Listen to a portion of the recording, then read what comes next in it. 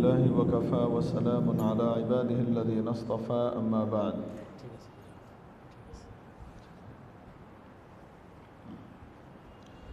قال الله تبارك وتعالى وأذن في الناس بالحج يأتوك رجالا وعلى كل ضامر يأتين من كل فج عميق ليشهدوا منافع لهم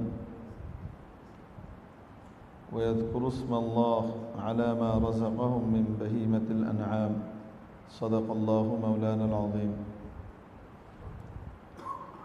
সম্মানিত দয়ুফুর রহমান আল্লাহ তাআলার মেহমানবৃন্দ,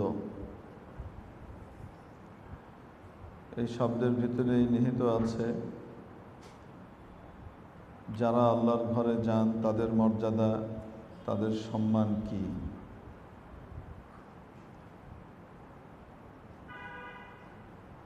বাংলাদেশে কেউ যদি প্রধানমন্ত্রীর দাওয়াত পান, বিশেষ দাওয়াত,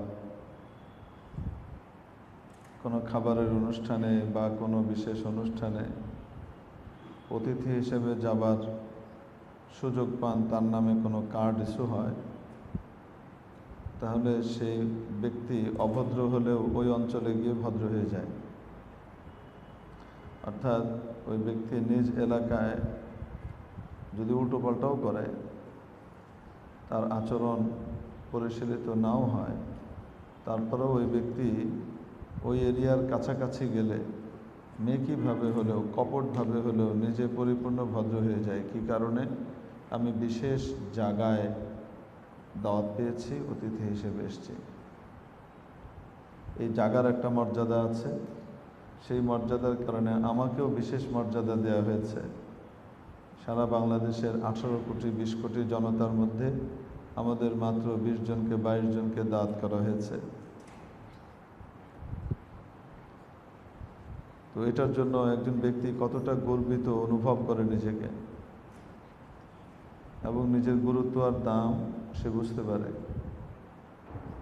পৃথিবীর যে কোনো রাজার রাজত্ব পরিবর্তনশীল। সকল রাজা বাদশাকে যিনি রাজ্য দান করেন, সে মহান রব্বুল আলামিন, আহকামুল হাকিমিন, রাজাধিরাজ আল্লাহ তাআলা নিজ ঘরে তার নির্বাচিত কিছু বিশেষ বান্দা বান্দীকে দাওয়াত দেন, অদৃশ্য কার্ড ইস্যু করেন, এবং সেই কার্ড ফেরেশতারা দেখে। অনুমোদিত কার্ড পেলেই তাদেরকে সেখানে যাবার সুযোগ দেওয়া হয়, ছাড় দেওয়া হয়, না হলে কোনো না কোনোভাবে আটকে যায়। আপনারা দেখেছেন অনেক মানুষ হজের জন্য রেজিস্ট্রেশন করেছে, সব করেছে, কিন্তু বেচারা তার আগেই দুনিয়া থেকে চলে গেছে, অথবা ফ্লাইটের আগে এমন অসুস্থতার শিকার হয়ে গেছে, স্ট্রোক করেছে, বড় অ্যাক্সিডেন্ট হয়েছে, যেতে পারেননি। তার অর্থ হলো এবারের জন্য তার কার্ড ইস্যু হয়নি। সামনের বার হবে কিনা সেটা পরের কথা, কিন্তু এবার তার জন্য কার্ড ইস্যু হয়নি, যেতে পারবে না। আর এই হজের ব্যাপারে এটার কার্ড ইস্যু হয়েছে কবে? আজকে না, আজ থেকে প্রায় হাজার হাজার বছর আগে, 10-12 হাজার বছর আগে হতে পারে, কম করে হলো 6-7 হাজার বছর আগে, যখন আল্লাহর খলিল কাবাতুল্লাহ নির্মাণ করলেন আল্লাহর আদেশে। আগেই ছিল, নূহ আলাইহিস সালামের আমলে প্রবল বন্যার কারণে যখন এই ঘর ভেঙে যাওয়ার উপক্রম হয়, তো আল্লাহ তাআলা এই ঘরকে উঠিয়ে নিলেন, ভিতটাকে রেখে দিলেন। সর্বপ্রথম বানানো করিয়েছিলেন ফেরেশতাদেরকে দিয়ে, তারপর বানানো করিয়েছেন হযরত আদম আলাইহিস সালামকে দিয়ে।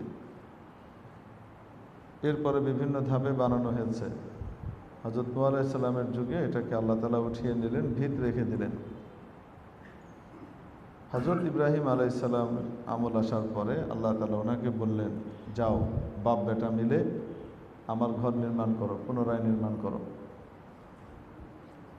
তো আল্লাহর ঘর নির্মাণ যখন শেষ হলো, শেষ হওয়ার পরে উনি দোয়াও করলেন আল্লাহ তাআলা ওনাকে বললেন, ইব্রাহিম আযদিন ফিন্নাসি বিল হজ, তুমি লোকজনের মধ্যে হজের ঘোষণা দিয়ে দাও, এলান করে দাও। ইব্রাহিম আলাইহিস সালাম জিজ্ঞেস করলেন, ইয়া আল্লাহ, এই মরুবিয়াবানে এখানে তো কিছুই নাই, কোনো লোকজনই নাই, তো কার মাঝখানে? আপনি বললেন জনগণের মাঝখানে মানব জাতির মধ্যে ঘোষণা দিতে, তো আমার এটা কে শুনবে? তো আল্লাহ পাক বললেন, ঘোষণা দেওয়ার দায়িত্ব তোমার, পৌঁছানোর দায়িত্ব আমার। হযরত ইব্রাহিম আলাইহিস সালাম হজের জন্য আজান দিলেন, হজের দাওয়াত দিলেন। এই দাওয়াত দেওয়ার সাথে সাথে আল্লাহ তাআলা এই আওয়াজ পৃথিবীর কোনায় কোনায় পৌঁছে দিলেন। শুধু তাই নয়, যে সমস্ত মানুষ এখনো পৃথিবীতে আসেননি, রূহ জগতে আছেন, সেই রূহ জগতেও সেই ঘোষণা আল্লাহ পৌঁছে দিলেন। এই শোনার সাথে সাথে যারা লাব্বাইক বলেছেন তাদের জন্য কার্ড ইস্যু হয়ে গেছে। যে ব্যক্তি যতবার লাব্বাইক বলেছে তার জন্য ততবার হজ বরাদ্দ হয়েছে। তাহলে এটা কত গুরুত্বপূর্ণ এক আতিথ্য, যে আতিথ্যের প্রস্তুতি দুনিয়ার যে কোনো রাজা বাদশার ওখানে মেহমানদারির প্রস্তুতি কয়দিন আগে থেকে শুরু হয়। অনেক বড় অতিথি আসলে হয়তো 2-3 মাস আগ থেকে শুরু হয়। আমেরিকার প্রেসিডেন্ট আসবে, গোবর আসবে, তো এটার জন্য হয়তো বিশেষ প্রস্তুতি শুরু হয়ে যায় 3-4 মাস আগ থেকে। একজন হাজী সাহেবের দাম আল্লাহ তাআলার কাছে, মাখলুকাতের কাছে কত বেশি, যে হজের প্রস্তুতি, এই বিষয়ে তার অন্তর্ভুক্তি এবং আগ্রহ, এটা শুরু হয়েছে কত বছর? এখন থেকে প্রায় 6000 বছর আগে, 6-7 বছর আগে। আমরা তখন দুনিয়াতে আসি নাই, রূহ জগতে আছি। ওখান থেকে যে যতবার লাব্বাইক বলেছি সেটা কাউন্ট করে রাখা হয়েছে। ওটাকে বিভিন্ন স্লটে দিয়ে আল্লাহ তাআলা বিভিন্ন বছর বিভিন্ন বান্দাকে ডেকে নেবেন। কত হাজার বছর আগ থেকে এটার প্রস্তুতি নেওয়া হয়েছে। আর কে নিচ্ছেন, কার মাধ্যমে নেওয়া হচ্ছে, কার ঘোষণার ফলে আমরা যাচ্ছি? ইব্রাহিম আলাইহিস সালামের ঘোষণার ফলে, লাব্বাইক দেওয়ার কারণে, মিল্লাতে আবিকুম ইব্রাহিম, আমাদের ধর্মপিতা হযরত ইব্রাহিম আলাইহিস সালামের ডাকে আমরা যাচ্ছি। তো যারা আল্লাহর রাস্তায় যাবেন, হজে যাবেন, তাদের মর্যাদা কত বেশি, এটা তাদেরকে বলার দরকার নেই, বোঝানোর দরকার নেই। আশা করি বুঝে নিয়েছেন এতক্ষণে।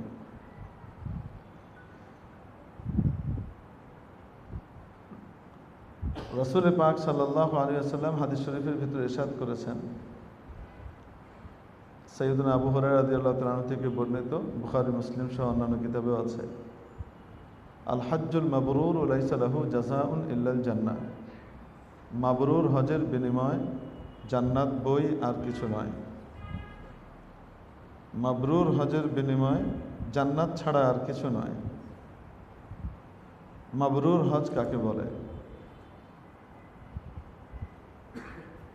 এই মাবরুর হজের ব্যাখ্যা রাসূল পাক সাল্লাল্লাহু আলাইহি সাল্লাম অন্য হাদিসে দিয়েছেন।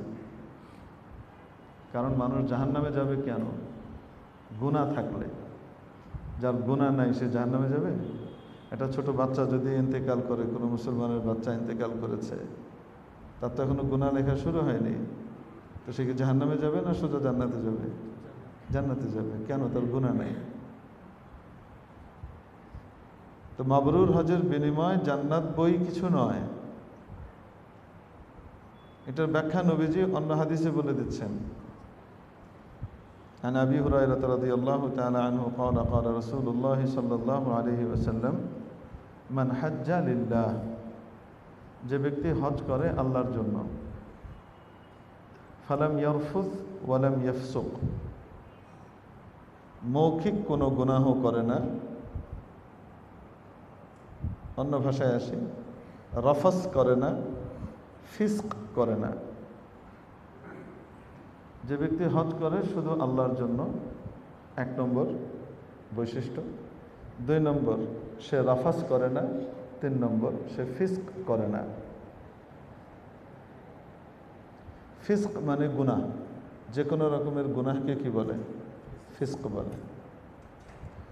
রাফাস মানে হলো স্বামী স্ত্রীর মাঝে বিশেষ সম্পর্ক জনিত যে কথাবার্তা, এই কথাবার্তাগুলোকে রাফাস বলে। স্বামী স্ত্রীর মাঝে বিশেষ সম্পর্কটা তো বৈধ আল্লাহর কাছে, কিন্তু এই মুহূর্তে ইহরাম করার পরে তার জন্য তো সেটা বৈধ নয়। ওইটা তো বৈধ নয়, ওই জাতীয় কথাবার্তা যেগুলোর কারণে ওদিকে উদ্বুদ্ধ হয়, ওই জাতীয় কথাবার্তাকে রাফাস বলে। মুফাসসিরিনে কিরাম, এখানে মুহাদ্দিসিনে কিরাম ব্যাখ্যা করেছেন যে এই জাতীয় কথাও বলে না, কাজও করে না, বলেও না, আবার কোনো গুনাহ করে না, গুনাহ থেকে পরিপূর্ণ বাঁচে। মুখের এই এটা দিয়ে বোঝানো হয়েছে, রাফাস দিয়ে বোঝানো হয়েছে মুখের যত গুনাহ আছে, স্পেশালি সেটা গীবত হোক, শিকায়েত হোক, নামিমা হোক, চগলখড়ি হোক, পরস্পরের বদনাম করা হোক, গালিগালাজ হোক, মুখ দিয়ে কাউকে কষ্ট দেওয়া হোক, এই যত রকমের মুখের গুনাহ আছে, এই গুনাহ থেকে নিজেকে বাঁচায়। ওয়ালাম ইয়াফসুক, অঙ্গ প্রত্যঙ্গ দিয়ে যে মানুষ গুনাহ করে, বিভিন্ন অঙ্গ দিয়ে, সেগুলোও করে না। রাজাআ কায়াউমি ওয়ালাদাতহু উম্মু, তার মা যেদিন তাকে ভূমিষ্ঠ করেছিলেন সেদিনের মতো হয়ে সে হজ করে ফিরে আসে। অর্থাৎ নবজাতক শিশুর মতো নিষ্পাপ হয়ে সে হজ থেকে প্রত্যাবর্তন করে, তার সব মাফ করে দেওয়া হয়। তাহলে যার কোনো গুনাহই নাই, সেই ব্যক্তি জাহান্নামে যাবে না জান্নাতে যাবে? এই জন্য মাবরুর হজের ব্যাখ্যা নবীজি নিজেই করে দিয়েছেন এই হাদিসে। মাবরুর হজের বিনিময় জান্নাত ছাড়া আর কিছু নয়। মাবরুর হজ কাকে বলে? যে গুনার, যেই হজের মধ্যে কয়েকটা জিনিস থাকে। নাম্বার 1, মান হাজ্জা লিল্লাহ, যে ব্যক্তি হজ করে শুধু আল্লাহর জন্য। আমার পঞ্চম হজের জায়নামাজটা নিয়ে আসো তো একটু। এই চতুর্থ হজে যে জমজমের পানিটা আনছিলাম, ওইটা তোমার আঙ্কেলকে দাও। মানে বুঝাইলো যে আমি কমপক্ষে কয়বার মারছি।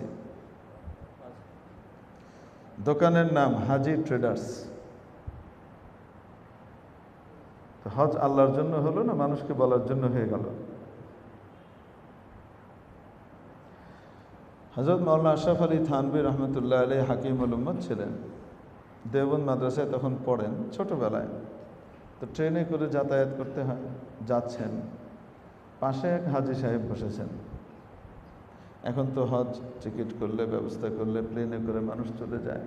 আগে বোম্বাই যেতে হতো, সেখান থেকে জাহাজে উঠতে হতো, সে জাহাজে করে কতদিন লাগতো যেতে। এর ভিতরে ঝড় বাদলা আসলে কত জাহাজ ডুবেও যেত, রোলিং ঘরের ভিতরে বিভিন্ন বমি টমি হতো, কত কষ্ট হতো। তো হজ একটা বড় কষ্টের ব্যাপার, বড় জিনিস। তো হাজি সাহেব পাশে বসা।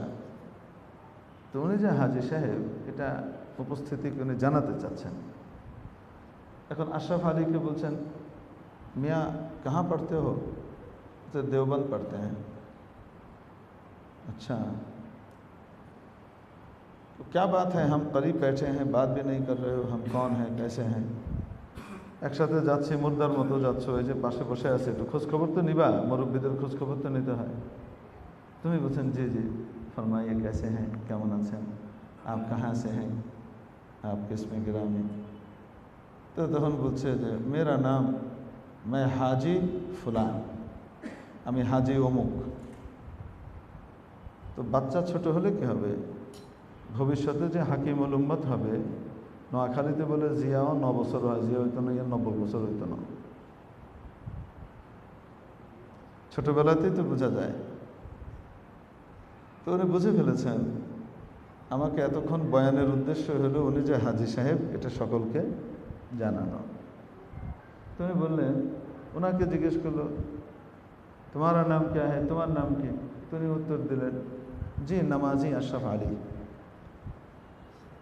আমার নাম কি? নামাজি আশরাফ আলী।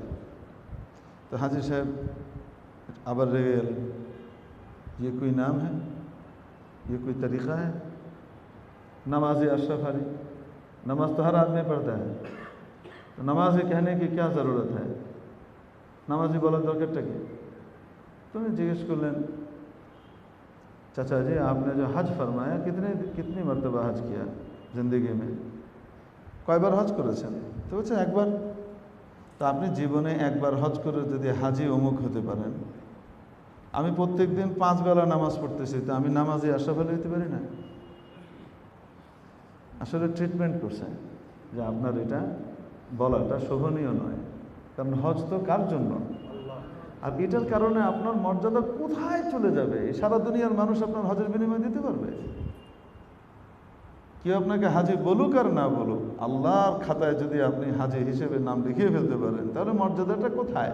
তো সেটা কখন হবে? যখন হজটা শুধু কার জন্য? আজকে নিয়ত খালেজ করি পরিপূর্ণ, যদি খালেজ থেকেও থাকি আবার রিফাইন করি, আয় আল্লাহ হজের শুরু থেকে শেষ পর্যন্ত গোটা জীবন আমার হজটা শুধু আপনার জন্যই করবার তৌফিক দিয়ে, শুধু আপনি আর কেউ নাই। মান হাজ্জা লিল্লাহ, যে ব্যক্তি হজ করে শুধু আল্লাহর জন্য, ফালাম ইয়ারফুস, রাফাস করে না, স্ত্রী স্বামী স্ত্রীর সম্ভোগ জাতীয় কোনো কথাবার্তা বলে না, কাজ তো দূরের কথা, কথাও বলে না, ইঙ্গিত মুখের কোনো গুনাহ করে না, মুখ হেফাজত করে, অন্যের বদনামও করে না। অন্যের বদনাম সত্যটা করলেও গীবত, পিছনে বসে করা। হুজুর আমি সামনাসামনি বলি, তা তো বড় বেহায়া, ইমানদারের আচরণ না এটা। কাউকে তার সামনাসামনি বসে তার দোষ বলতে থাকা, অন্যের সামনে বলে অপমান করা, এটা আরো খারাপ। এর কথা ওর কাছে লাগিয়ে গন্ডগোল তৈরি হবে, এরকম কোনো কথা এখান থেকে ওইখানে, ওখান থেকে এখানে বলা, এটাকে নামিমা বলে, চগলখড়ি, এটাও করে না। মুখ দিয়ে কাউকে কষ্ট দেয় না, মুখ দিয়ে কাউকে কষ্ট দেওয়া না জায়েজ। আল মুসলিমু মান সালিম আল মুসলিমুনা মিন লিসানিহি ওয়া ইয়াদিহি, প্রকৃত মুসলমান ওই ব্যক্তি যার মুখ থেকে নিরাপদ থাকে, যার হাত থেকে নিরাপদ থাকে অন্য মুসলমানরা। হাজী সাহেবরা তো আল্লাহর মেহমান, আল্লাহর মেহমানদেরকে আমি যদি কষ্ট দিই, আমার দ্বারা যদি আল্লাহর মেহমানরা কষ্ট পায়, তো এর চেয়ে বেশি লজ্জার বিষয় আর হতে পারে না। আল্লাহ আমাকে নিজের মেহমান হিসেবে স্বীকৃতি দিলেন, আমি সেটার মর্যাদা রাখলাম না। আর যদি এটা আমি কন্ট্রোল করতে পারি, মুখকে আমি হেফাজত করতে পারি, মনে রাখবেন হজে গেলে অনেক রকমের সমস্যা হবে। এখানে আপনারা এক একজন এক এক এজেন্সির মাধ্যমে যাবেন, আমি হয়তো চিনিও না কে কোন এজেন্সিতে যাচ্ছেন। যে এজেন্সিতেই যান না কেন, এজেন্সিওয়ালারা আপনাকে যাই আদায় করুক, যা বলেছে, অনেক সময় দেখা যায় 100তে 100 আদায় করতে পারে, অনেক সময় দেখা যায় 90% পেরেছে, পুরাটুকু পারেনি। আল্লাহ না করুক, কোনো এজেন্সিওয়ালা আছে ইচ্ছাকৃতভাবে হাজিদেরকে কষ্ট দেয়। তো এরকম এজেন্সিওয়ালাদের দুনিয়াও নষ্ট হয়, আখেরাতও বরবাদ হয়। দুনিয়া আখেরাত দুটোই তার বরবাদ হয়। কিন্তু তো সে যে হাজী সাহেবদেরকে, আল্লাহর মেহমানদেরকে কষ্ট দিচ্ছে, আল্লাহ দেখেন না? বলেন না কেন? আল্লাহ দেখেন না? আল্লাহ দেখেন। আমি ওখানে যদি এটার প্রতিবাদ করে এটার মোকাবেলা করতে যাই, আল্লাহ না করুক হতে পারে আমার মুখ থেকে বেফাস একটা শব্দ, দুটো শব্দ বেরিয়ে গেল, তাহলে আমি সেই মাবরুর হজের হাজিদের তালিকা থেকে বাদ পড়ে গেলাম। হাজী সাহেব হচ্ছে ঠিক, কিন্তু মাবরুর হাজি না। অতএব আমি পরামর্শ দিই সবসময়, যত রকমের সমস্যা এগুলো টুকে রাখা, একাকী এজেন্সিওয়ালাকে বলা, সমাধান না হলে যদি দেখা যায় যে করছে না, আর ইচ্ছা করেই করছে না, কোনো অভিযোগ করতে হবে বা যাই করতে হবে, এখানে এসে নামবো, দেশে এসে তারপরে যা বলার সব বলবো। হজে থাকা অবস্থায় জবান বন্ধ রাখবো, তাহলে বেঁচে যাবো। আমার কাছে একবার এক ভাই এসেছিলেন গত বছর বা তার আগের বছর, যে হুজুর হজে যাচ্ছি, আমাকে নসিহত করে দেন। তো আমি ওনাকে একটাই নসিহত করেছিলাম, আমি তো হজে যাচ্ছিলাম না গতবার বা তার আগেরবার, তো আমি ওনাকে নসিহত করেছিলাম, যদি আসলে হজ বাঁচাতে চান, জবান এখান থেকে বন্ধ রাখবেন, আবার ঢাকায় নামার আগ পর্যন্ত জবান খুলবেন না। যত নিগ্রহ, যত জুলুমের শিকার হবেন, এই সবগুলা বলার সময় এখানে এসে ওখানে যদি বলতে যান, আল্লাহ না করুক বেফাস হবে, খোদা না খাস্তা বেরিয়ে যাবে, দু চারটে কথাও যদি একটু অতিরিক্ত হয়ে যায় তাহলে আপনার তালিকা থেকে নামটা বাদ যাবে, এটা করবেন না। শয়তান এভাবে খায় মানুষের হজ। জবানের হেফাজত। ওয়ালাম ইয়াফসুক, কোনো গুনাহ করে না, তো সে নবজাতক শিশুর মতো ফিরে আসে। সারা জীবন মেহনত করে শয়তান আমাকে আপনাকে জাহান্নামী বানায়, জাহান্নামের কাজ করায়, কত প্ল্যান প্রোগ্রাম করে সে মেহনত করে। আর হজ করে আসার পরে শয়তানের সমস্ত প্ল্যানের উপরে পানি ঢেলে দিল, শয়তানের বাড়া ভাতে ছাই ফেলে দিল হাজী সাহেব। আল্লাহ পাক তাকে নিষ্পাপ শিশু বানিয়ে দিলেন। শুধু যে সে জান্নাতি হয় তা না, হাজী সাহেব আল্লাহর কাছে এত প্রিয়, এত প্রিয়, মাবরুর হজ যদি কারো নসিব হয়ে যায় তাহলে তার মর্যাদাটা বেড়ে যায় কেমন? কিয়ামতের দিন তাকে 400 ফ্যামিলির জন্য সুপারিশের সুযোগ দেওয়া হবে।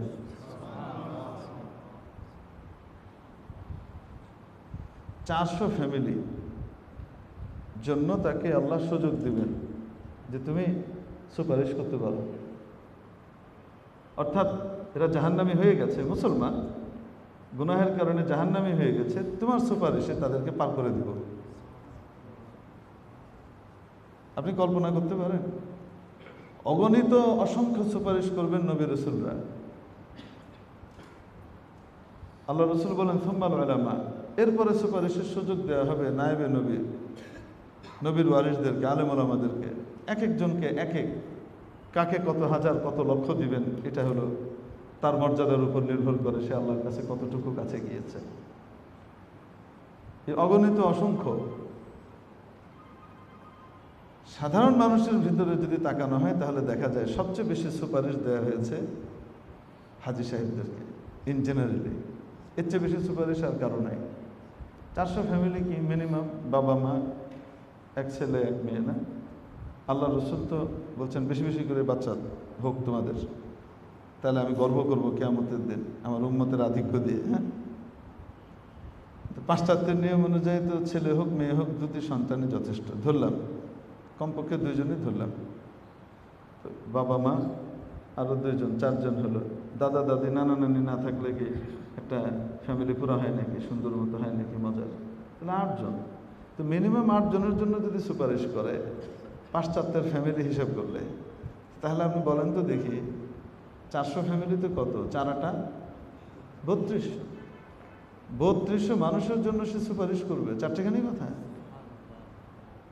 এক একজন হাজী সাহেব যদি 3500 করে সুপারিশ করতে থাকে বাংলাদেশে, তাহলে জাহান্নামী শয়তান পাবে কই? সবই তো বেরিয়ে চলে যাবে জান্নাতে। শয়তানের তো প্ল্যান প্রোগ্রামই ব্যর্থ। এই জন্য রাসূলুল্লাহ সাল্লাল্লাহু আলাইহি ওয়াসাল্লাম বলেন, শয়তান তার সবচেয়ে ট্রেন্ড আপ, সবচেয়ে চতুর বাহিনীকে হাজী সাহেবদের পথে নিয়োজিত করে। শয়তানের যে স্পেশাল ফোর্স আছে না, ব্ল্যাক কমান্ডো, শয়তানের স্পেশাল ফোর্স যেটা নিজে ট্রেনিং দিয়েছে, যাদেরকে অনেক অভিজ্ঞ করে তৈরি করছে, খুব চালাক চতুর বাহিনী, এই বাহিনীটাকে হাজী সাহেবদের পিছনে লাগায়। যখন পড়েছি হাদিসের ভিতরে তখন আমার বোধগম্যই হয় নাই, হাজী সাহেবরা সাধারণ সহজ সরল মানুষ, এদের পিছনে সবচেয়ে চতুর বাহিনী লাগায় কেন? কারণ তারা কোনো না কোনোভাবে তার মাবরুর হজটাকে নষ্ট করানোর ভিতরে তাকে সাকসেসফুল হতে হবে, না হলে শয়তান তো ব্যর্থ হয়ে যাবে। হযরত ওমর রাদিয়াল্লাহু তাআলা আনহু সাফা মারওয়ার সাই করছেন, এর ভিতরে দেখলেন কিছু লোক নেমেছে উট থেকে, তখন তো একেবারে কাছাকাছি আসতো, উট থেকে নেমেছে, তারা তোয়াফে ঢুকবে। তিনি জিজ্ঞেস করলেন তোমরা কোত্থেকে এসছো? বললেন আমরা ইরাক থেকে এসছি। জিজ্ঞেস করলেন কি উদ্দেশ্যে এসছো? বললেন শুধু হজ করার জন্য এসছি। প্রশ্ন করলেন আর কোনো উদ্দেশ্য তো নাই? যেমন কারো কাছ থেকে কোনো টাকা পয়সা পাও, ঋণ পাও, অথবা সম্পত্তি পাও, উত্তরাধিকার সম্পত্তি পাও, এরকম কোনো কিছু, এগুলা নেওয়ার জন্য এটাও করবা, এরকম কিছু না, এরকম কিছু, বা কোনো ব্যবসা বাণিজ্য করবা, যে না সেটাও না, শুধু হজ। বললেন হ্যাঁ শুধু হজ। তিনি ওদেরকে বললেন যাও তাহলে নতুন করে জীবন শুরু করো।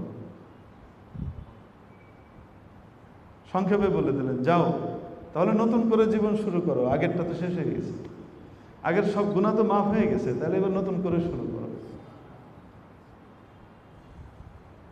প্রিয় উপস্থিতি, হজ আসলে আল্লাহ তাআলার মহব্বতের সর্বোচ্চ পর্যায়।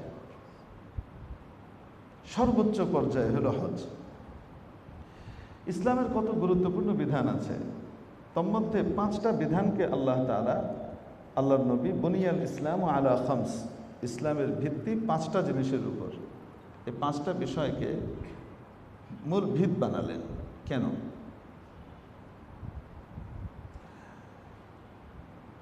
এটার জবাব পেতে হলে আমাদেরকে দুনিয়ার ভালোবাসার দিকে একটু যেতে হবে। দুনিয়াতে যখন কেউ কাউকে ভালোবাসে, ভালোবাসার 5টা ধাপ হয়। প্রথম ধাপ হলো আস্থা আর বিশ্বাস, যে এই ব্যক্তি আমার কোনো ক্ষতি করতে পারে না, ভালো মানুষ। ভালোবাসা দ্বিতীয় ধাপে উত্তীর্ণ হলে তখন কথা বলতে ভাল লাগে, কথা বলতেই থাকে বলতেই থাকে। রাতে এশার পরে শুরু হয়েছে, ফজরের নামাজের আজান হয়ে গেছে, তাদের কথাই শেষ হয় না। ফ্রি টক টাইম ব্যবহার করছে। কি কথা বলে? আমি তো আপনি কথা বলে খুঁজে পাই না। ভাই কেমন আছেন, এসেই 2-4 কথা জিজ্ঞেস করার পর তারপর বলেন ভাই কি অবস্থা। তার মানে হলো আমার তলপিতে শেষ, আপনি একটু কন্টিনিউ করেন, কি অবস্থা। আশিক মাশুকের কথা চলতেই থাকে। মহব্বত যত বেশি সময় লাগে তত বেশি ভালো লাগে। ভালোবাসা যখন আরো বেড়ে যায় তখন যাকে ভালোবাসে তার জন্য খরচ করতে মন চায়। আর টাকা পয়সা পাঠাচ্ছে ইউনিভার্সিটিতে, ভালো করে খাবা বাবা, ডিম দুধ খাও, গরু বিক্রি করে পাঠাচ্ছে, আর উনি এটা আরেকজনের ভ্যানিটি ব্যাগে হচ্ছে, নিজে না খেয়ে অন্যকে খাওয়াচ্ছে এবং সে খাইয়ে সে মজা পাচ্ছে। কেন? ভালোবাসা, তৃপ্তি। ভালোবাসা যখন 4র্থ ধাপে পৌঁছে আরো গভীর হয়, তখন মান অভিমানে খাওয়া দাওয়া বন্ধ করে দেয়। প্রেমাস্পদকে খুশি করার জন্য খাওয়া দাওয়া বন্ধ, 2-3 দিন খায় না। আবার বন্ধুদেরকে দিয়ে বলে একটু খবর বলিস যে আমি না খেয়ে আছি, আমার অবস্থাটা বলিস। ভালোবাসা যখন আরো কঠিন হয়ে যায়, চূড়ান্ত ধাপে পৌঁছে, তখন আর সহ্য করতে পারে না। প্রেমাস্পদকে দেখার জন্য তার বাড়িতে চলে যায়। সামনে দিয়ে যদি নজরে না পড়ে তো সাইড দিয়ে দেখে, ওদিকে নজরে না পড়ে ওই পাশ দিয়ে দেখে, ওই পাশে নজরে না পড়ে তো পিছন দিয়ে সয়ারেজ লাইনের ওদিক দিয়ে একটু ঘুরে টুরে দেখে যে দেখা যায় কিনা। চক্কর কাটে বাড়িতে গিয়ে। তো দুনিয়াতে মানুষের ভালোবাসার যেমন 5টা ধাপ আছে, আল্লাহ তাআলা তার বান্দা বান্দীদের সাথে ভালোবাসার সম্পর্ক চান। প্রিয় হাবিবের উম্মতের সাথে ভালোবাসা আর মহব্বতের সম্পর্ক কামনা করেন। এজন্য এমন 5টা বিধানকে ইসলামের মূল ভিত হিসেবে স্বীকৃতি দিলেন, যে 5টা বিধান ভালোবাসার 5টা ধাপের প্রতিনিধিত্ব করে। 1 নম্বর বিধান ঈমান, আল্লাহর উপরে আস্থা আর বিশ্বাস, যে আমার আল্লাহ আমার জন্য কোনো ক্ষতি চাইতে পারেন না।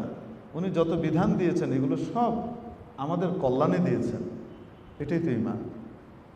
আল্লাহ পাকের পক্ষ থেকে নবীজি যা কিছু এনেছেন সেগুলোকে সত্য, সঠিক, বাস্তবসম্মত হিসেবে, মানব মুক্তির কল্যাণের পথপন্থা হিসেবে বিশ্বাস করার নাম ঈমান। 2 নম্বর, যখন ভালোবাসা আল্লাহর সাথে আরো বাড়ে, বিধান দিলেন নামাজ। নামাজের মধ্যে বান্দা মাওলার সাথে কথাবার্তা বলে, সূরা ফাতিহা পড়তে থাকে, প্রতি আয়াতে আয়াতে আল্লাহ তার উত্তর দিতে থাকেন। ভালোবাসা যখন আরো বাড়ে, 3য় ধাপে যায় দুনিয়াতে, তো তখন খরচ করতে ভাল লাগে। আল্লাহ বিধান দিয়ে দিলেন যাকাত, যাও খরচ করো আমার জন্য, আমার গরিব বান্দা বান্দীদের দিকে খেয়াল রাখো, তুমি যাও। আর যাকাতের খালাতো ভাই সাধারণ দান খয়রাত, গরিবও করতে পারে, তার যাকাত নাই কিন্তু সে দান করতে পারে। ভালোবাসা যখন আরো গাঢ় হয় তখন খাওয়া দাওয়া বন্ধ হয়ে যায়। আল্লাহ 1 মাস রোজা দিয়ে দিলেন, না খেয়ে থাকো। এজন্য রোজা আল্লাহর কাছে কত প্রিয়। আল্লাহ তাআলা বলেন রোজা শুধু আমার জন্য, রোজার বিনিময়টা আমি আল্লাহ দিব। সবগুলো তো ফেরেশতারা হ্যান্ড ওভার করবে, আমি বলে দিব, ফয়সালা করব, আর রোজারটা আমি নিজে দিব। কারণ ভালোবাসার সেমিফাইনাল স্টেজে আছে। মহব্বত যখন আরও বেড়ে যায়, তখন প্রেমাস্পদের বাড়িতে গিয়ে তাকে পাওয়ার জন্য চক্কর কাটতে থাকে। আল্লাহ পাক পঞ্চম বিধান দিয়ে দিলেন হজ। মহব্বত পরিপূর্ণ হয়েছে, পাগল হয়ে গেছো আমাকে পাওয়ার জন্য, আমাকে তো দুনিয়াতে তুমি কোনো জায়গায় পাবা না। তেমনিভাবে সব জায়গাতেই আমার কাছে দোয়া করলে পাবা। বিশেষ জায়গা, আমার বিশেষ রহমত যেখানে নাজিল হয়, কাবা আমার বিশেষ ঘর, আসো এখানে একটু পাগল সাজো, পাগল হয়ে যাও। এই জন্য হাজী সাহেবদের জন্য যে বিধানগুলো দেয়া হয়েছে, এহরাম টেহরাম সহ, সব পাগলের বিধান। অর্থাৎ পাগল যা যা করে, হাজী সাহেবের বিধানগুলো ঠিক সেই টাইপের দেয়া হয়েছে। একটু পরে আমরা যখন আলোচনায় আসবো দেখবেন আপনারা। আল্লাহর বান্দারা, আল্লাহর পাগল, আল্লাহর পাগলিরা পাগলের মতো ছুটে গিয়ে সব কিছু বাদ দিয়ে কাবাকে প্রদক্ষিণ করতে থাকে, চক্কর কাটতে থাকে। মাবুদ তোমাকে দেখতে পাই না, তোমাকে পাই না, তোমার ঘরটা তো পেয়েছি। যেখানে তোমার খালিল চক্কর কেটেছে, তোমার হাবিব চক্কর কেটেছে, সেই ভালোবাসার মহারথীদের ভেতরে আমাকেও সামিল করে নাও। মেরে মুহতারাম দোস্ত, মনে রাখবেন, যেখানে সম্পর্ক ভালোবাসার হয় সেখানে প্রেমাস্পদের পক্ষ থেকে কষ্টের ব্যবস্থা হয়। ভালোবাসার প্রতীক গোলাপ ফুল নাকি গন্ধরাজ, রজনীগন্ধা, কামিনী। রজনীগন্ধার একটা স্টিক রাখলে সারা ঘর মৌ মৌ করে, এত ঘ্রাণ। গন্ধরাজকে তো নামই দেওয়া হয়েছে গন্ধরাজ। গোলাপ ফুলের ঘ্রাণ তো অত বেশি না, কিন্তু ভালোবাসার মহব্বতের মানুষকে যখন ফুল দেয়, প্রথম প্রপোজ করে, তো কোন ফুল দেয়? গোলাপ। কেন রে বাবা? গোলাপের মধ্যে কাঁটা আছে, বুঝায় জীবনের সমস্ত কাঁটাগুলা আমার, ঘ্রাণটা তোমার। তোমার জীবনের যত কণ্টকীর্ণ যা কিছু হতে পারে, এগুলো সব আমি নেব, কষ্টটা আমি নেব, আর তোমার জন্য আমি আরাম বইয়ে দেব। কাঁটা হেরি ক্ষান্ত কেন কমল তলিতে, দুঃখ বিনে সুখ লাভ হয় কি মহিতে। কমল ওই শাপলা পদ্ম ফুল জাতীয় ফুল, ওর ভেতরেও কাঁটা হয়।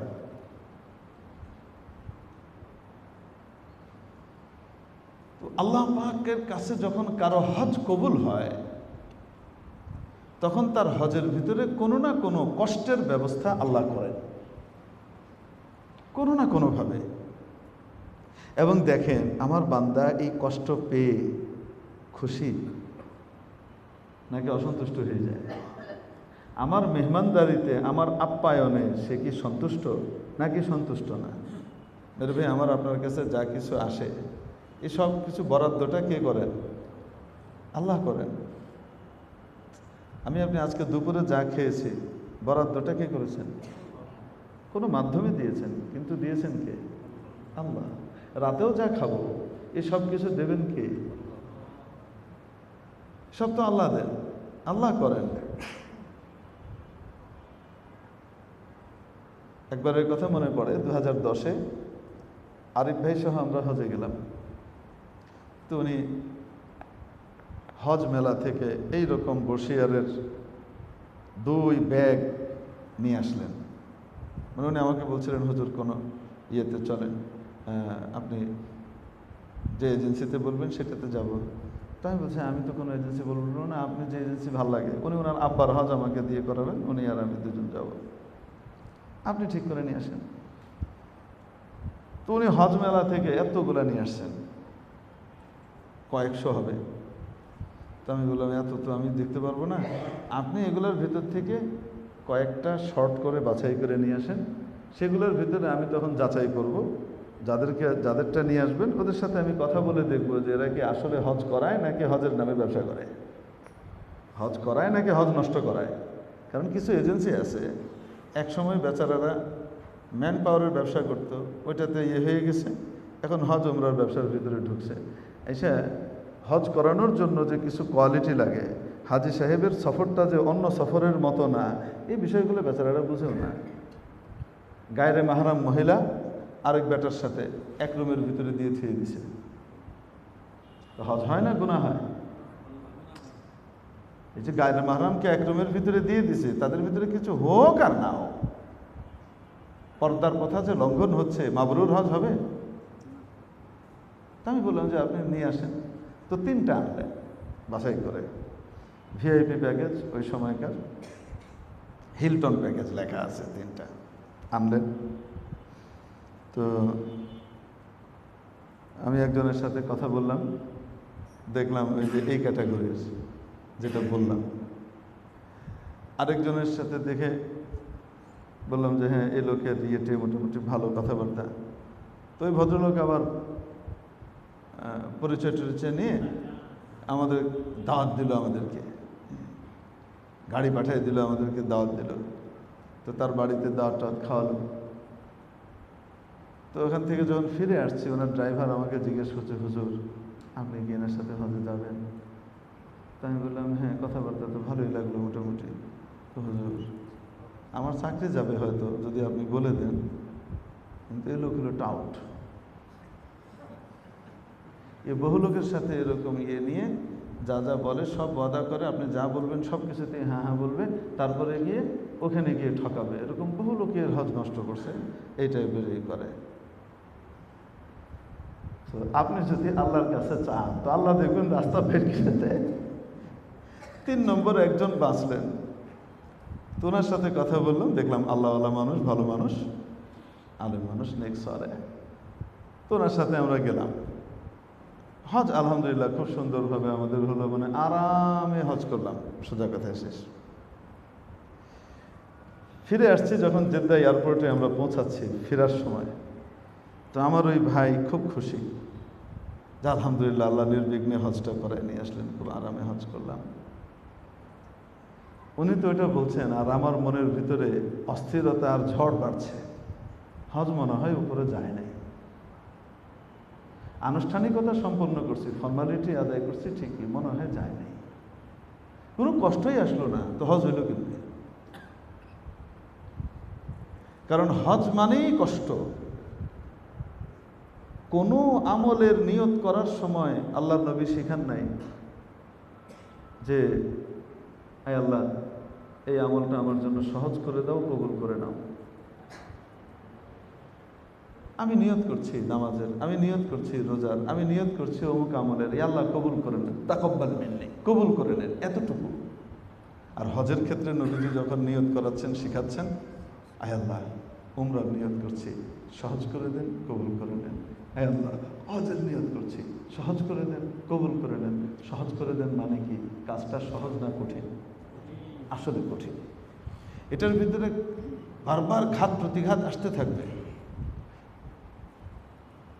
যত ইমতিহান আসবে আর বান্দা সবর করবে, ধৈর্য ধরবে, তত বেশি তার মর্যাদা আর মান কি হইতে থাকবে? বাড়তে থাকবে। তো আমার তখন ভয় হচ্ছে। আমরা তখন জেদ্দা এয়ারপোর্টে নেমেছি, নেমে এখন যে চেকিং কাউন্টারে যাব।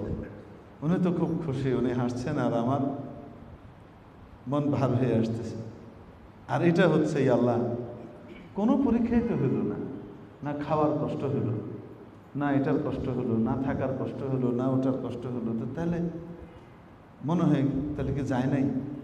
এ ভাবতে না ভাবতে আমি আছাড় খেলাম, একদম প্লেন জমিনে আছাড় খেলাম। আমার নৌক উঠে গেল। তা আমার নৌক ওঠার কারণে উনি তো দৌড় দিয়ে এসে খুব ইন্নালিল্লাহ, কি হলো কি হলো। তো উনি তো খুব ব্যথিত হচ্ছেন, আর আমার আনন্দ শুরু হলো যে না তাহলে গেছে, তার মানে গিয়েছে। যত ভিআইপি প্যাকেজে যাই না কেন, যদি কষ্ট আসে কোনো না কোনোভাবে, তো তাহলে বুঝতে হবে যে আমার আল্লাহ আমার হজকে উঠানোর নিয়ত করেছেন। আমার সাথে ওনার ভালোবাসা আর মহব্বতের সম্পর্ক তৈরি হয়েছে। মহব্বত যত বেশি হবে, পরীক্ষা তত বেশি হবে। তবে আল্লাহ তাআলার কাছে চাইব, ইয়া আল্লাহ, আমরা দুর্বল, আমাদেরকে পরীক্ষা নিয়ে না, আমাদেরকে বিনা পরীক্ষায় আল্লাহ পার করে দেন। আমরা সহজ চাইব। এই জন্য যখন পরীক্ষা আসে, তো সেই পরীক্ষা সবর করতে পারবো তো ইনশাআল্লাহ? যে কোনো পরীক্ষা যখন আসবে সবর করতে পারবো, ধৈর্য ধরতে পারবো, মুখ বুঝে ধৈর্য ধরবো। কেন? আমার তো মাবরুর হাজি হতে হবে, আমার হজটা এখানে নিয়ে যেতে হবে, আমি 400 ফ্যামিলির জন্য সুপারিশ করব, আমি নিষ্পাপ শিশুর মতো ফিরে যাব। মেহনত করতে হবে। এবং যখন আপনি হজ করতে যাবেন, মনে রাখবেন পদে পদে হজ ছিনতাইয়ের জন্য শয়তান ঘাটে ঘাটে লোক রেখে দিছে।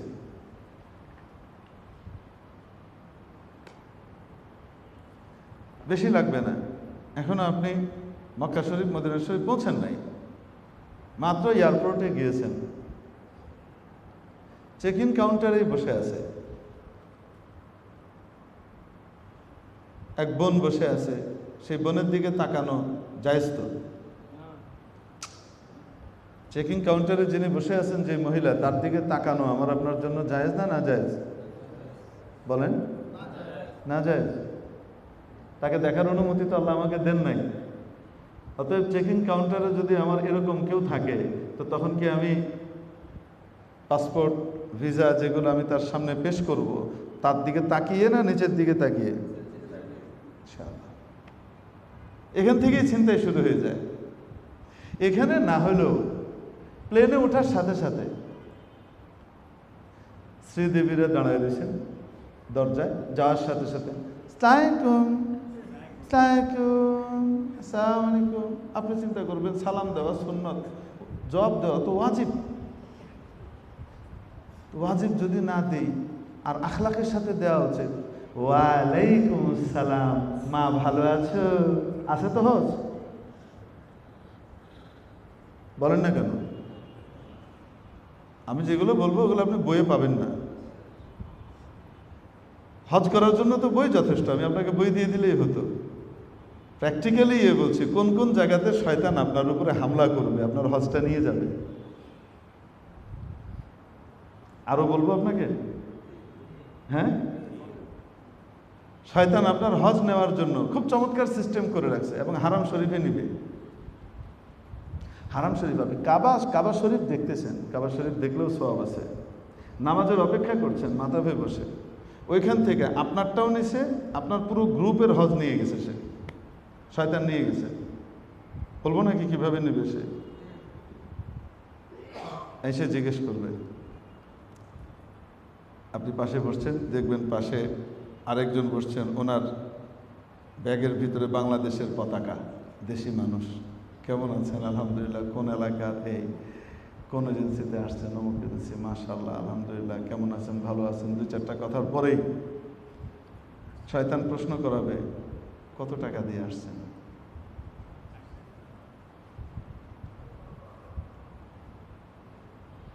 এটা কিন্তু শয়তানের পক্ষ থেকে প্রশ্ন, মনে রাখবেন। শয়তান এই নেক লোকটার মুখ দিয়ে বের করবে, কত টাকা দিয়ে আসছেন? আপনি যদি উত্তর দিছেন, তাহলে আর শয়তানের বাহিনী আপনাদের দুজনের কাছে থাকবে না। সে এখন অন্য জায়গায় মেহনত করবে। কেন? এখন অটো সিস্টেমে হজ নষ্ট হবে। শয়তান জানে না কিছু দরকার নেই, শয়তান চলে গেছে। খামাখা সে এখানে আর সময় নষ্ট করবে না। আপনাকে যদি উত্তর দেওয়াইতে পারে, বাস, শয়তান চলে গেছে। কি হবে জানেন? আপনি বলবেন যে আমি এত লাখ টাকা দিয়ে আসছি। ও কোথায় আছেন? অমুক জায়গাতে আছে। এখন 2টার শুরুতে একটা খালি, মানে 2টার যে কোনো একটা হবে। হয় আপনি জিতেছেন, সুযোগ সুবিধা বেশি পেয়েছেন টাকার তুলনায়, আর উনি বেশি টাকা দিয়ে কি পেয়েছেন? সুযোগ সুবিধা কম পেয়েছেন। তার ভেতরে এখন অস্থিরতা আর কষ্ট শুরু হবে। আপনি কোন জায়গায় থাকেন, কি খান, এটা জানছে, কত টাকা দিয়ে আসছেন জানছে। সে জানছে যে আমার এজেন্সি তো আমার টাকা নিছে বেশি, কিন্তু আমাকে তো রাখছে ওইখান থেকে আরো দূরে। ওনাদের খাওয়া দেওয়া হয় সুন্দর বক্সে, আমাদেরকে খাবার দেয় একটা পলিথিনের এরকম ঝুলাইয়া, ফকিন্নির মতো। এনারা টাইম টু টাইম খানা পান, আমাদের খানা একদিন পাই তো আরেকদিন পাই না।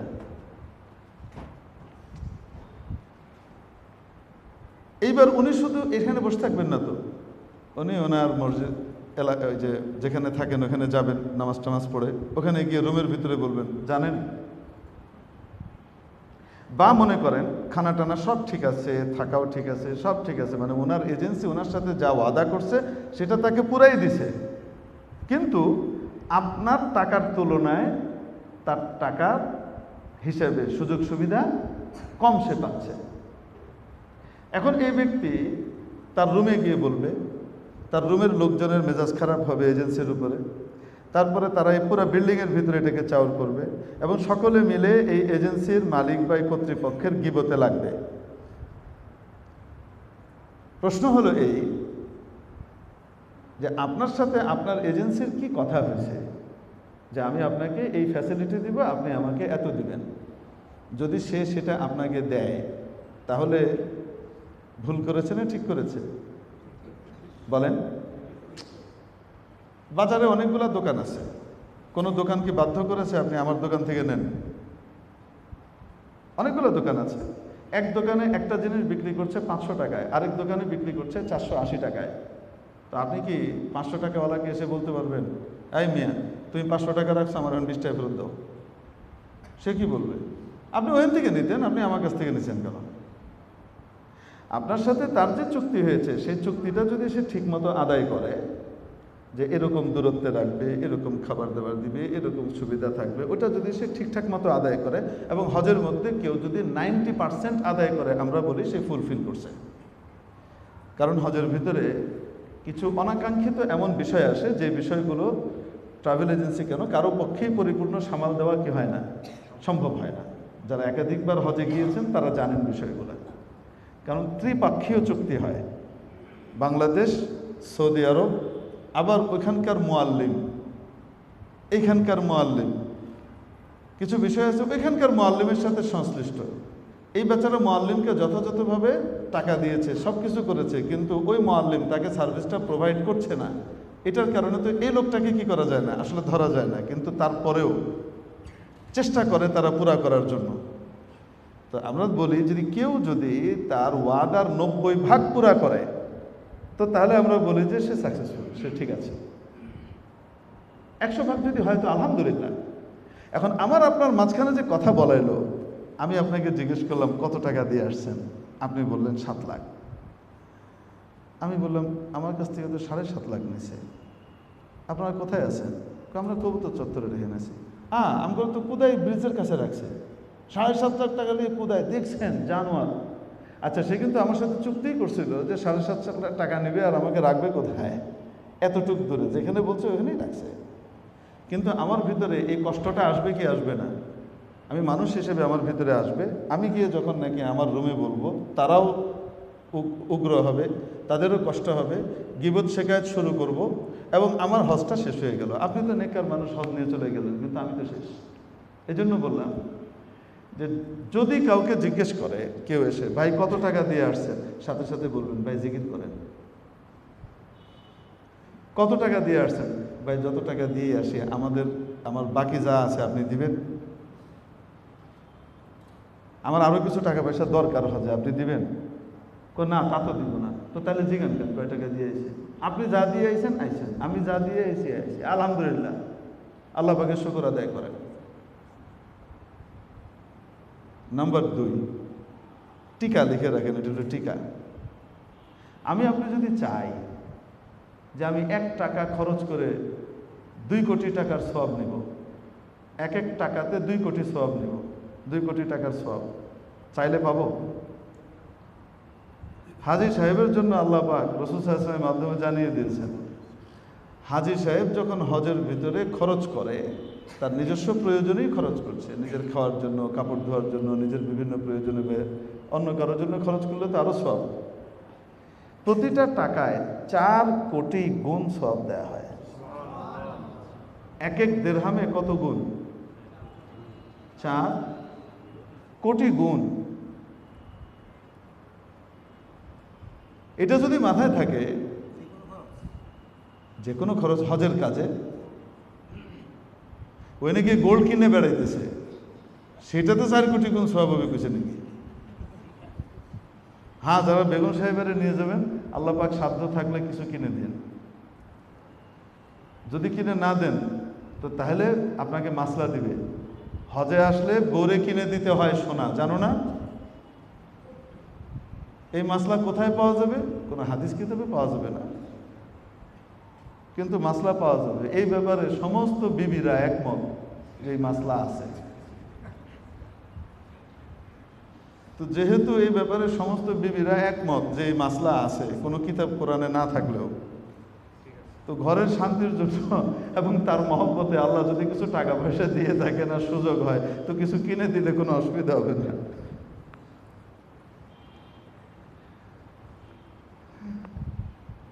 মানে মুরব্বী জিজ্ঞেস করেছেন যে যে কোনো খরচ করলেই কি 4 কোটি টাকার সওয়াব হবে কিনা? হজের কাজে আমি যা খরচ করব। এবং হজের ভিতরে আল্লাহ রাসূল সাল্লাল্লাহু আলাইহি ওয়াসাল্লাম বলছেন, উত্তম হজ ওই হজ যে হজের ভিতরে নরম কথা হয় এবং অন্য মানুষকে খানা খাওয়ানো হয়। আল্লাহ পাক যাদেরকে তৌফিক দান করেছেন, নিজের খরচের টাকা তো নিবই, আরও গাদাখানিক টাকা এজন্য নিব যে আমি হাজী সাহেবদের পিছনে খরচ করব, আমি হাজী সাহেবদেরকে খাওয়াবো, ওইখানকার লোকদেরকে খাওয়াবো।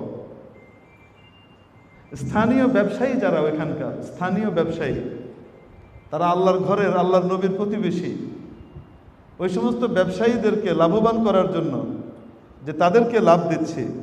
অনেক গরিব মানুষ ব্যবসা করে দেখবেন, একটা মেসওয়াক নিয়ে বসে আছে, একটা এই নিয়ে বসে আছে, থাকে ওখানে গরিব মানুষ, ওইটা দিয়েই চলে।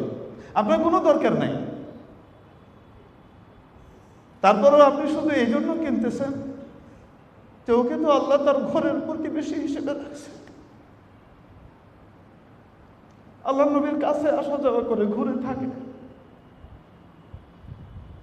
আমি তার খেদমত করলাম, এই খেদমতের জন্য আপনি তার কাছে টাকা দিয়ে জিনিস কিনতেছেন। এটা ওই 4 কোটির ভিতরে পড়বে। আপনার নিয়ত আল্লাহ দেখে যে আপনি কোন নিয়তে খরচ করছেন। এই জন্য যদি কোনো এজেন্সি, এখানে তো ভ্যারাইটিস এজেন্সির লোকজন আছে, কোনো এজেন্সি যদি কারোর কাছ থেকে পয়সা অন্যের তুলনায় একটু বেশিও নিয়ে থাকে, তাহলে খুব নারাজের কিছু নাই। আমার যে ওয়াদা করছে সেই ওয়াদা দিলেই হলো। গেছি তো এখানে আল্লাহর ঘরে ইবাদত করার জন্য।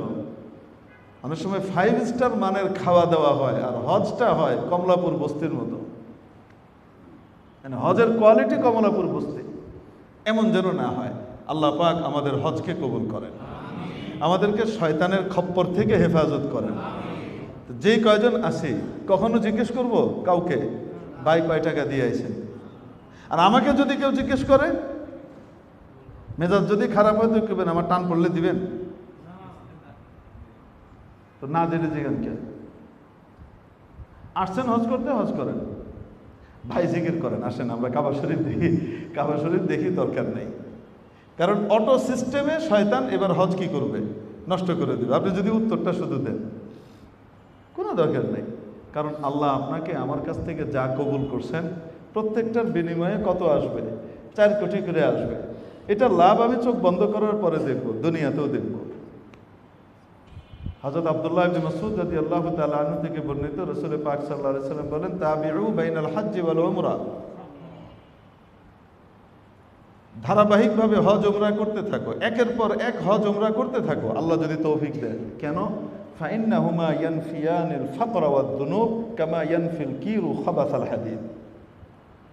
কারণ এই একের পর এক হজ উমরার কারণে আল্লাহ পাক তার দারিদ্র এবং গুনাহ, তার অভাব এবং গুনাহ, এই দুইটা দূর করে দেন। আল্লাহ অভাবও দূর করেন, কি দূর করেন? গুনাহও দূর করে দেন। নবীজি উদাহরণ দেন, যেমন সোনা আর রূপার ভিতরে লোহার উপরে যে জং পড়ে, এগুলা যেমন কামারের আগুনের ভাট্টি কি করে দেয়? দূর করে দেয়। ময়লাগুলা জং দূর করে দেয়, এইভাবে দূর করে দেয় হজ আর উমরা। তো আল্লাহ পাক আমাদেরকে মাবরুর হজ নসিব করেন। হজ মৌলিকভাবে 3 ভাগে বিভক্ত, 3 প্রকার। ইফরাদ, তামাত্তু, কিরান। আমার সাথে সাথে বলেন, হজ কয় প্রকার? ইফরাদ, তামাত্তু, কিরান। ইফরাদ হজ হলো হজের নিয়তে ইহরাম করে ওই বছর ওই ইহরামে হজ করা, মানে শুধু হজের ইহরামের নিয়ত করেছে, ইহরাম করার সময় নিয়ত করেছে শুধু কিসের? হজের। আর এই এক ইহরামে এক হজ করা, এটাকে কি বলে? ইফরাদ।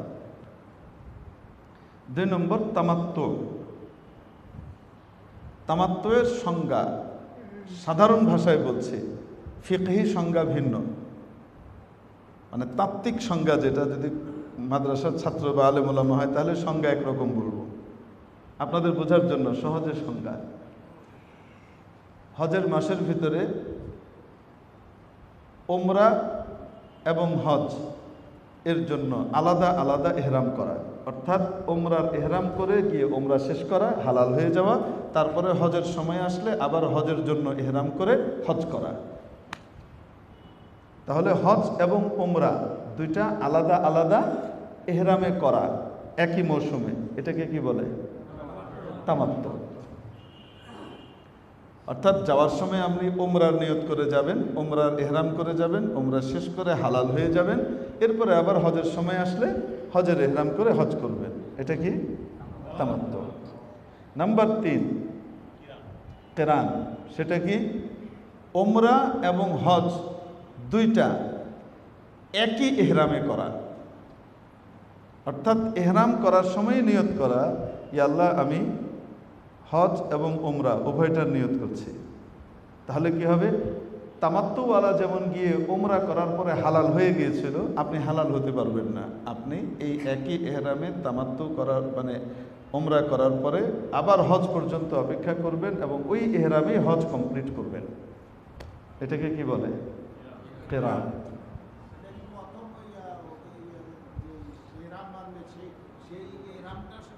তখনই নিয়ত করতে হয়। জি জি জি। আবার বলি,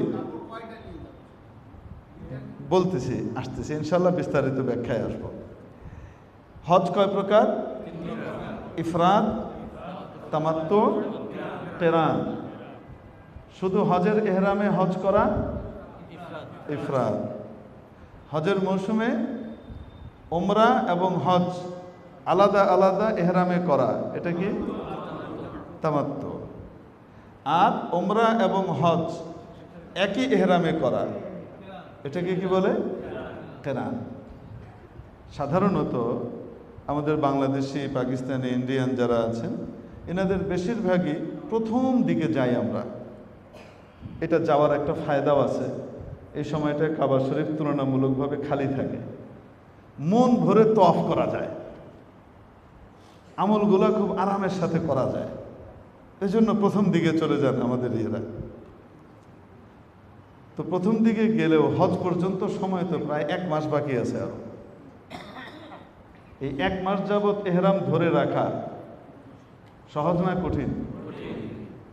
তাহলে ইফরাদও কঠিন, যে শুধু হজের নিয়তেও যদি এখন যায় তাহলে পুরা ইহরাম ধরে রাখতে হবে। আর যদি উমরা হজ দুইটাকে একসাথে নিয়ত করি, এক ইহরামে কিরান করি, তারপরেও তো ইহরাম কি করতে হবে? লম্বা টাইম ধরে রাখতে হবে, এবং ইহরাম ধরে রাখা অনেক কঠিন, কারণ ইহরামের কিছু নিষিদ্ধ বিষয় আছে, সেগুলোকে পালন করতে না পারলে আবার মুসিবত আছে। তাই সাধারণত আমরা যারা এখান থেকে যাই শুরুর দিকে বা মাঝের দিকে, তারা আমরা তামাত্তু হজ করি, অর্থাৎ এখান থেকে যাওয়ার সময় শুধু কিসের নিয়ত করি? উমরার নিয়ত করি। উমরা করে হালাল হয়ে যাই, তারপরে ওখানে থাকি, তওয়াফ করি, আমল করি, নামাজ পড়ি, সব কিছু করি। হজের সময় আসলে আবার কি করা? ইহরাম করা, যেখানে আছে সেখান থেকে ইহরাম করে হজের জন্য রওনা হই। সাধারণত আমরা তামাত্তু করি। কিরান বা ইফরাদ খুব কম ব্যক্তি করেন, করাটা সহজ হয় তাদের জন্য যারা একেবারেই লাস্ট ফ্লাইটে যায়, লাস্ট ফ্লাইটে বা তার আগের ফ্লাইটে গিয়েছে, একদম হজের ফ্লাইট বন্ধ হয়ে যায় যখন জিলহজ মাস শুরু হয়ে গেছে,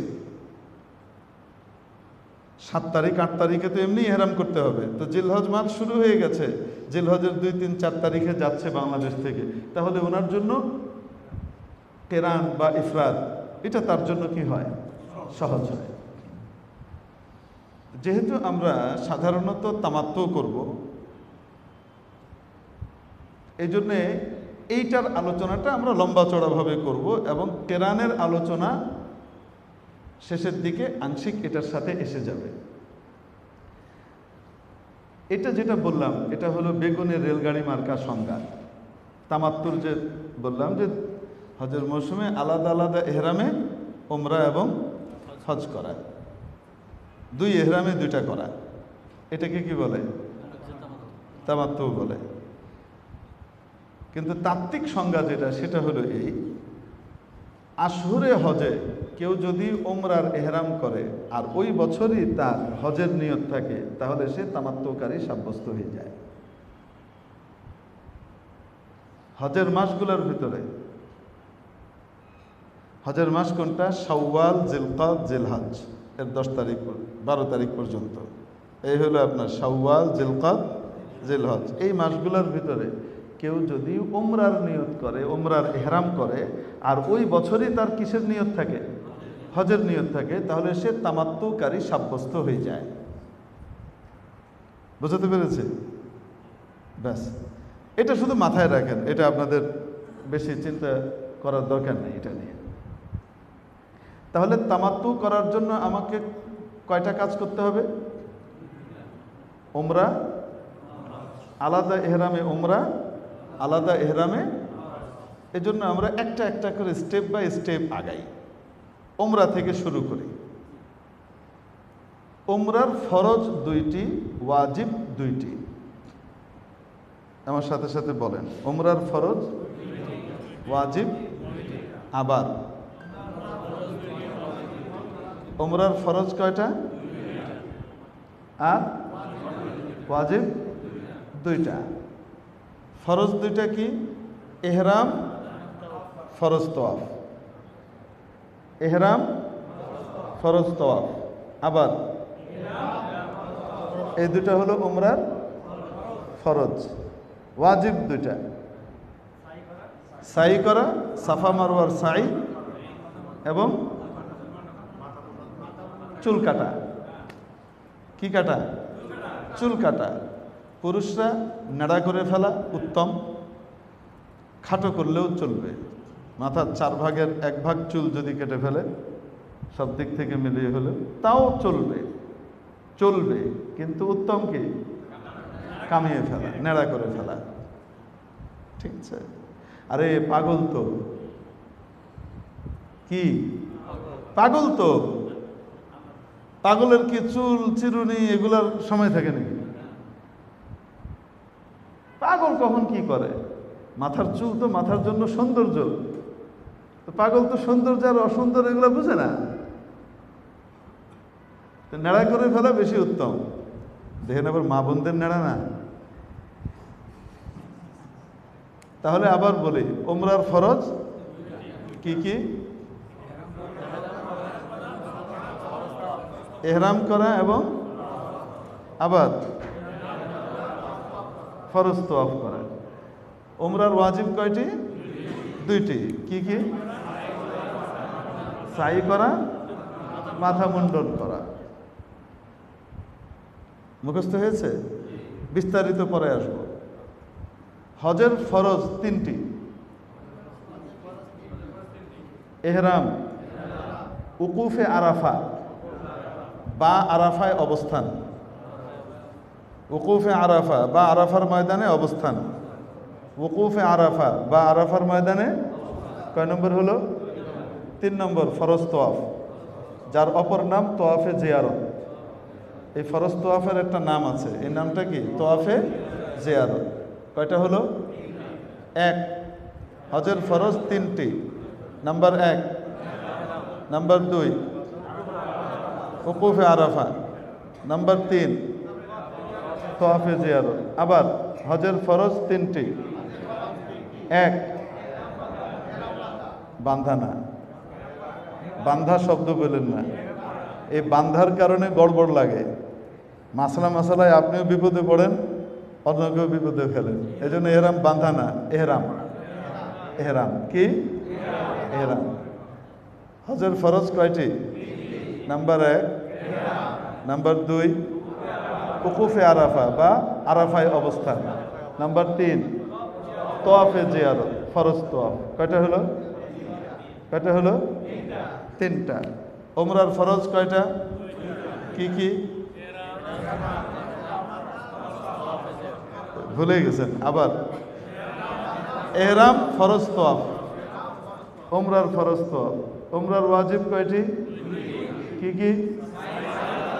সাই করা, চুল কাটা। সাই করা, চুল কাটা। তারপরে হজের ফরজ কয়টি? 3টি। উকুফে আরাফা, তওয়াফে জিয়ারত।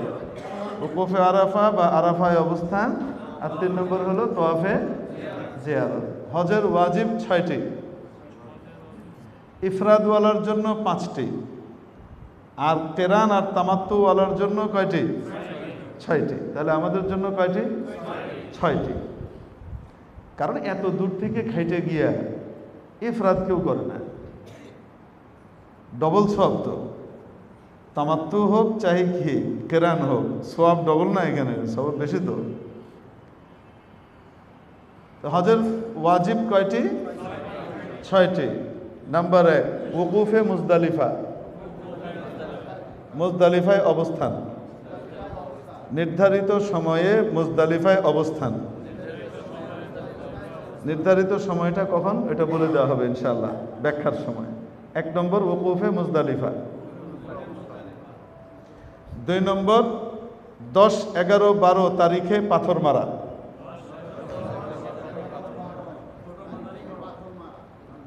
জি, 10 তারিখে বড় মিয়াকে, 11, 12তে ছোট মেজো বড় 3টারই। হুজুর ছোট মেজো বড় হয় নাকি 3 শয়তান থাকে না, ওটা বলে আর কি। আগেরটাকে ছোট কয়, পরেরটারে মেজে কয়, পরেরটারে বড় কয়, বুঝলেন? বড়টার আবার একটা পিএস আছে, উপরে ওই যে গম্বুজ আছে। যাই হোক, তাহলে 2 নম্বর কি? কঙ্কর মারা। সহজ শব্দে বলি, 2 নম্বর কি? কঙ্কর মারা। 1 নম্বর ওকুফে মুজদালিফা, 2 নম্বর কঙ্কর মারা, 3 নম্বর কোরবানি করা। 3 নম্বর কোরবানি করা। 4 নম্বর চুল কাটা। 4 নম্বর কি করা? চুল কাটা। 5 নম্বর সাই, হজের সাই করা। 5 নম্বর হজের সাই। 6 নম্বর মাশাআল্লাহ, মুখস্থ ভালো ছাত্র সব। হ্যাঁ, বিদায় তওয়াফ। 6 নম্বর কি? বিদায় তওয়াফ। তাহলে হজের ওয়াজিব কয়টি? 6টি। ওয়াজিব আর ফরজের ভিতরে পার্থক্য কি? ফরজ যদি কোনোভাবে ছুটে যায় তাহলে এটার আর কোনো বিকল্প নাই, হজ শেষ। আর ওয়াজিব যদি কোনো ওজরে ছুটে যায় তাহলে সেটার ব্যাপারে ওই যে নামাজে যেমন ওয়াজিব ছুটে গেলে সহজ সেজদার ব্যবস্থা আছে, ওখানে কিছু ব্যবস্থা আছে। ওজর বশত যদি কোনো কারণে কোনো ওয়াজিব ছুটে যায় তাহলে সেটার জন্য বিকল্প কি আছে? ব্যবস্থা আছে। কিন্তু ফরজ ছুটে গেলে কোনো বিকল্প নাই। আবার বলি, হজের ফরজ কয়টি? নুরানি ক্লাস, হজের ফরজ কয়টি? আচ্ছা, আমারগুলা কই? অন্য সব তো এখানে আছে। কান ধরে নিয়ে এসো, মোবাইল নিয়ে বসে মনে হয়। কারো না কারো কাছ থেকে মোবাইল একটা জোগাড় করছে সম্ভবত। বাসা থেকে তো মোবাইল দেওয়া হয় নাই, বিশ্রাম নিতে গেছে। ও আচ্ছা, রাতে ঘুমায়নি তো, ঠিক আছে, ঠিক। ফজরের পরে ঘুমাইছেন এনারা, আবার জুমার আগে আসছেন, হয়তো ঘুমাইতেই গেছে। আমার ধারণা করা ঠিক হয় নাই, আল্লাহ মাফ করে দেখ। যাই হোক, হজের ফরজ কয়টি? নাম্বার 1, নাম্বার 2, ওকুফে আরাফা বা আরাফায় অবস্থান। নাম্বার 3 তওয়াফে জিয়ারত বা ফরজ তওয়াফ। হজের ওয়াজিব কয়টা? 1 নম্বর ওকুফে মুজদালিফা, মুজদালিফায় অবস্থান। নাম্বার 2 যে কঙ্কর মারা, শয়তানকে কি মারা? জামারাত, আসলে রমিউল জামারাত, ঘুম। ও রমিউল জামারাত কি করা? কঙ্কর মারা।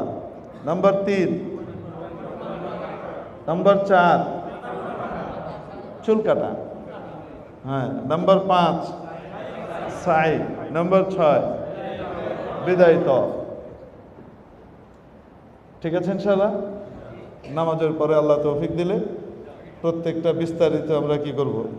একটা একটা করে শুরু করব। এহরাম, তার নিয়ম কানুন, এহরাম ভঙ্গের কারণ, নিষিদ্ধ বিষয়, সুন্নতের বিষয়, তারপরে ইনশাআল্লাহ ফরজ তোয়াফ, তোয়াফ কীভাবে করতে হবে সেই বিষয়গুলো, ওমরার কাজগুলো আগে শেষ করব, তারপরে ইনশাআল্লাহ হজের বিষয়ে আবার হাত দেবো। হ্যাঁ, নামাজের পরে ইনশাআল্লাহ আবার আমরা চলে আসব। প্রত্যেকেই যদি ওযু না থাকে তাহলে ওযু ইস্তেঞ্জা সেরে আমরা মসজিদে চলে আসি। শুকরান জাযীলা।